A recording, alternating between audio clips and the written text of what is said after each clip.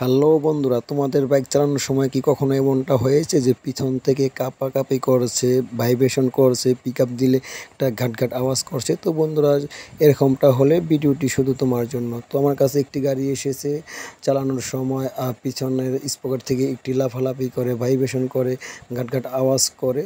তো আমি সেই বাইকটা চালিয়ে দেখলাম স্পকেট থেকে সেই ড্রাম রাবারটা গজতেছে। তো গজার পরে আমি চাকাটা খুলে নিলাম, খোলার পরে দেখি কি ড্রাম রাবারগুলো অল্প খেয়ে গেছে। তো অনেকে ড্রাম রাবার চেঞ্জ করে দেয়, আমি চেঞ্জ না করে কি করলাম, যে টিউব আছে সেই টিউবগুলি টুকরো টুকরো করে কেটে নিলাম এবং সেটা সুপার গ্লু আঠার সাহায্যে আমি এই দেখো বন্ধু আমি সেখানে লাগিয়ে দিলাম। তো প্রত্যেকটা রাবারের মধ্যে আমি একটি করে টুকরো লাগিয়ে দিলাম, লাগিয়ে দেওয়ার পর সেটা আমি চাকাতে ফিটিং করে দেব।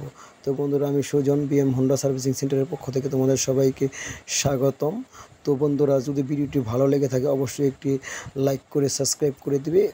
আরও এমন এমন ভিডিও পেতে হলে আমার এই ইউটিউবের চ্যানেলে ঢুকে এখানে গাড়ির যাবতীয় সমস্যার সমাধান করার চেষ্টা রয়েছে, সেই ভিডিওগুলো তোমরা দেখতে পারো। তো বন্ধুরা দেখো, আমি টায়ারের কি বলে ড্রাম রাবারগুলো লাগিয়ে দিলাম। এখন আমি এই স্পোকারটা সেখানে বসাবো। সেটা কিন্তু খোলার সময় ইজি খুলে গেছে, দেখো এখন খুব কষ্ট হচ্ছে বসাতে। তো এটা সেই ড্রাম রাবার সাথে একটু হিলবে না, যদি হিলে তাহলে সেই কাঁপাকাঁপি, ঝাটকা মারা বা ভাইব্রেশন এরকমটা করবে। তো বন্ধুরা, আমি দেখো খুব সুন্দরভাবে এটা লাগিয়ে দিলাম। তো লাগিয়ে দেওয়ার পর আমি ভিডিওটা বড় হয়ে যাচ্ছে দেখে আমি আর বেশি বড় করলাম না। তো আমি সেটা গাড়িতে লাগিয়ে দেবো, লাগিয়ে দেওয়ার পরে সমস্যার সমাধান হয়ে যাবে। তো বন্ধুরা, এরকম ভিডিও পেতে চাইলে চ্যানেলটিকে সাবস্ক্রাইব